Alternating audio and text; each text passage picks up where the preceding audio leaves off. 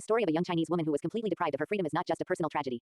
Looking deeper, it is a prime example of the deprivation of decision-making power, a risk considered by both the legal system and the financial markets alike. In modern societies, individual freedom is not merely a moral concept, but is also considered a kind of asset. Laws exist to protect that asset, much like how financial regulations are designed to protect the interests of investors. When an individual is placed in a state where they cannot make their own decisions, the value of that asset is virtually non-existent. This girl's situation didn't happen in a single moment.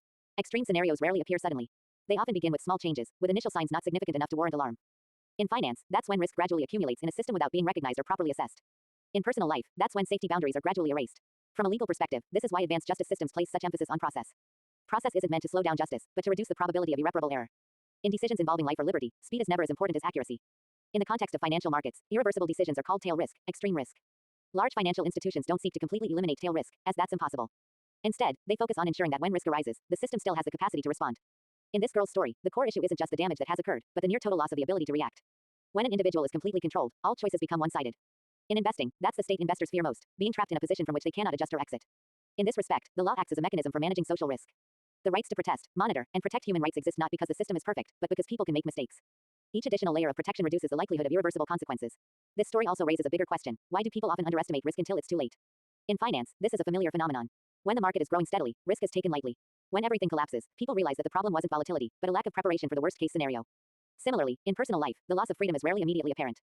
It is often masked by seemingly harmless appearances. Only when choices cease to exist do people realize the true value of control.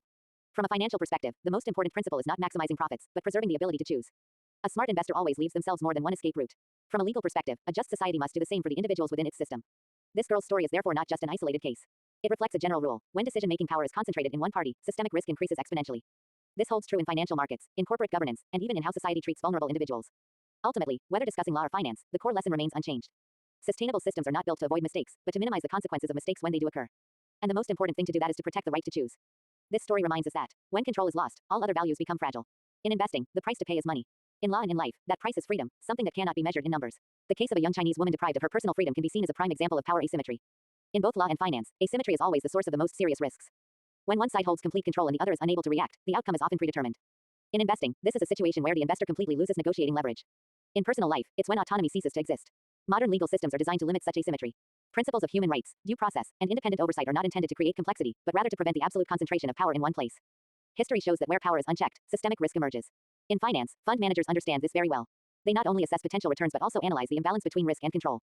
An investment with high returns but no exit mechanism is always considered risky, no matter how attractive the initial figures may seem. This girl's story accurately reflects that principle. The problem lies not only in the situation, but in the lack of an effective self-defense mechanism. When an individual is placed in a state where they cannot make their own decisions, every subsequent choice depends on the will of others. In risk analysis, this is known as single-point failure. When a system relies on only one control element, the disappearance of that element can cause the entire structure to fail.